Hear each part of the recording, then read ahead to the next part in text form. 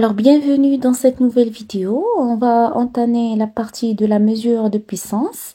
Alors, la mesure de puissance en monophasé, bien sûr, elle est essentielle pour évaluer l'efficacité d'un circuit électrique. Donc, pour cela, on utilise un wattmètre monophasé pour mesurer la puissance active dans ce wattmètre ou bien dans cette installation. Alors, ce wattmètre, il est composé de quoi? Il est composé d'une bobine de courant et une bobine de tension. Donc, la bobine de courant, il est équivalente à 1 ampère-mètre. D'accord? Et la bobine de la tension, bien sûr, équivalente à 1 ampère-mètre pour mesurer le courant traversant la charge. Et la bobine de la tension, il est équivalente à 1 voltmètre. C'est comme vous avez ici un voltmètre. D'accord? Pour mesurer la tension en borne de la charge. Donc, l'indication du wattmètre, il est proportionnel à la valeur moyenne alors de la tension et du courant. Alors, la puissance apparente d'un circuit ou bien d'un système monophasé est mesurée à l'aide d'un voltmètre et d'un ampère-mètre. C'est-à-dire, je peux mesurer la tension et je mesure le courant et je peux déduire la puissance apparente. Alors, concernant la puissance réactive et les facteurs de puissance, ils peuvent être déduits en utilisant les relations qu'on a déjà exprimées précédemment. D'accord? Que ce soit, alors la puissance réactive Q, c'est en fonction de P, ou bien en utilisant cosinus phi, c'est P sur S. D'accord? Donc, en utilisant les formules. Donc, le wattmètre, ils peuvent mesurer seulement la puissance active de l'installation. D'accord?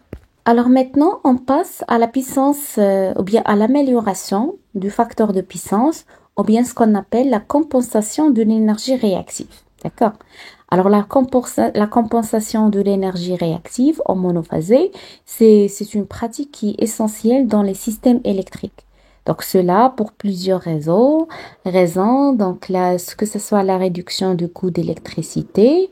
Alors par exemple, si on prend une facture d'électricité d'un client, on constate que son facteur de puissance, par exemple, il est inférieur à 0,8 ou bien il est à 0,7, il est inférieur à 0,7. Cela provoque quoi? Cela provoque des coûts associés à l'énergie réactive, c'est-à-dire cette installation-là, il consomme une énergie réactive qui est trop élevée. D'accord? Alors, parce que, alors cosinus phi, il est faible, alors c'est-à-dire que phi, il est très grande. Alors, si phi, il est très grande, c'est-à-dire que, alors la puissance réactive à quoi est égale? C'est U fois I sinus phi. C'est-à-dire sinus phi, il est plus grand. C'est-à-dire que cette installation, il va consommer de la puissance réactive. Donc, la compensation permet d'obtenir un facteur de puissance qui est égal à 0,8 ou plus. Donc, là, cela vous permet de supprimer les coûts associés à l'énergie réactive. Alors, les fournisseurs d'électricité, alors facturent souvent les consommateurs en fonction de leur puissance apparente, en améliorant bien sûr le facteur de puissance pour réduire le coût.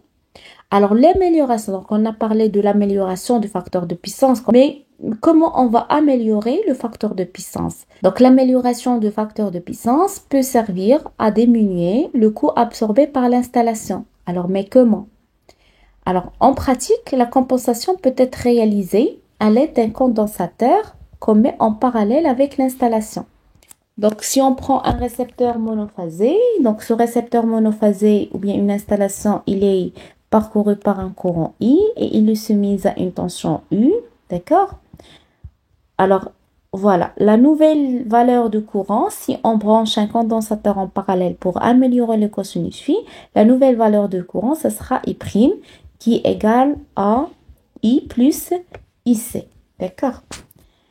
Donc, comment on va améliorer le facteur de puissance, c'est-à-dire comment on va diminuer le courant et pour réduire bien sûr le coût de l'électricité consommée. Donc pour cela, on va faire un bilan énergétique avant l'amélioration et après l'amélioration. Donc, quel est le but de ce bilan? C'est que, alors, on va déterminer la valeur du condensateur à brancher en parallèle pour améliorer le facteur de puissance d'une valeur à une autre valeur. D'accord? Alors, alors la puissance active consommée par l'installation avant la compensation, c'est P. Et la puissance active consommée par cette installation après le branchement d'un condensateur, c'est toujours P. Parce que le condensateur, il ne consomme plus de la puissance active. D'accord? Vous avez, avant l'amélioration, vous avez cette installation électrique, il va consommer une puissance Q. Après l'amélioration, il va consommer une puissance Q', qui va être égale à Q plus la puissance réactive produite par le condensateur, CQC. Donc, qu'est-ce qu'on fait? Donc, et bien sûr, il va être consommé, il consomme une puissance apparente S, ici c'est S', avec un cosinus phi et avec un cosinus ici phi'. Par exemple, j'ai ici phi égale à 0,7 et cosinus phi' égale à 0,9, par exemple. C'est-à-dire, je veux améliorer le facteur de puissance de 0,7 à 0,9. Donc, quel est l'objectif de la compensation de l'énergie réactive? Donc, le premier but, c'est améliorer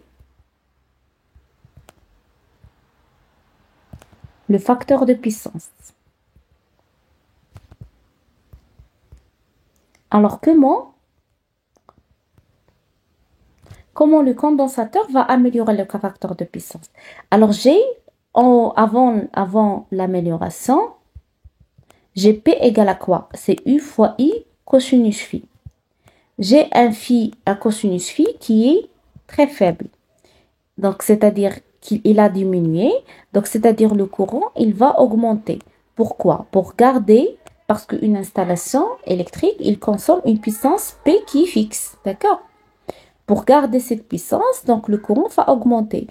Donc, là, ça va, si le courant augmente, ça sera, donc là, bien sûr, il faut redimensionner les appareils de protection, il faut redimensionner la section des câbles parce que le courant qu'on a déjà fait, c'est pour par exemple, une certaine section de câbles et des certains calibres de disjoncteurs ou bien des appareils de protection. C'est-à-dire, au lieu de refaire ou bien redimensionner l'installation, et là, ça risque bien sûr, de brûler, que ce soit les appareils de protection ou bien la section de câble. Donc, c'est pour diminuer. Donc, qu'est-ce qu'on cherche? On diminue le courant absorbé. Pour diminuer le courant absorbé, alors tout simplement, on met une batterie de condensateur en parallèle. Donc, comment le courant va diminuer à l'aide des batteries de condensateur? Donc, donc normalement, P après l'amélioration, comment il est? C'est U fois I cosinus phi. D'accord? Alors, j'aurai besoin d'un cosinus phi qui est égal à, par exemple, 0,9.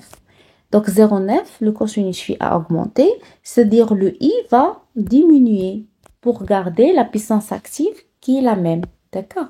Donc, voilà, on a diminué le courant pour avoir la même puissance. Alors, maintenant, pour la puissance réactive consommée avant l'amélioration. Donc, avant l'amélioration, vous avez Q égale à U fois I sinus phi. Déjà, cosinus phi, elle est faible, c'est-à-dire phi, elle est élevé, c'est-à-dire sinus phi, elle est élevé.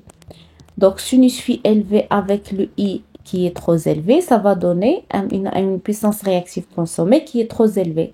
Qu'est-ce qu'on cherche dans la compensation de l'énergie réactive? On cherche toujours à diminuer la puissance réactive consommée par l'installation pour ne pas avoir des pénalités. Donc, ça va être Q égale à U fois I sinus phi. Alors, si cosinus phi a augmenté, c'est-à-dire phi, il a diminué. Donc, sinus phi, il a diminué. Et déjà, il a diminué. Donc, c'est-à-dire que Q' va diminuer. D'accord? Ici, j'ai I'. D'accord? Et ici aussi, j'ai cosinus phi'. Voilà. Donc, qu'est-ce qu'on cherche maintenant? On cherche à à trouver la valeur du condensateur à mettre en parallèle pour améliorer le facteur de puissance. Donc, on a déjà dit Q à quoi égale Q', après l'amélioration. Donc, Q après l'amélioration, c'est Q avant l'amélioration, plus QC. QC plus QC. Avec QC, c'est moins C oméga fois U au carré. Et Q, c'est P tangente phi. Et Q', c'est P tangente phi'. Donc, qu'est-ce qu'on va? Donc, c'est moins C oméga U au carré égale à quoi? C'est Q' moins Q. C'est P facteur de tangente phi' moins tangente phi moins C oméga U au carré. Donc, je cherche à déterminer C. C'est P tangente phi' moins tangente phi, pardon, tangente phi' sur oméga U au carré. Et voilà l'expression du condensateur à mettre en parallèle pour améliorer le facteur de puissance par exemple, de 0,7 à 0,9. Alors, voilà ce qu'on a déjà parlé. Au bord du condensateur, il y a un déphasage de moins pi sur 2. La puissance active du condensateur égale à 0. La puissance réactive QC, c'est VI sinus phi, c'est moins C oméga, on l'a déjà montré. Comme la puissance réactive du condensateur est négative, donc Q' total égale à Q total plus QC.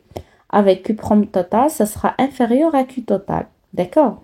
Si on désire améliorer le facteur de puissance à 0,94, donc on a déjà P' total égale à P total parce que le condensateur, il ne consomme plus de la puissance active.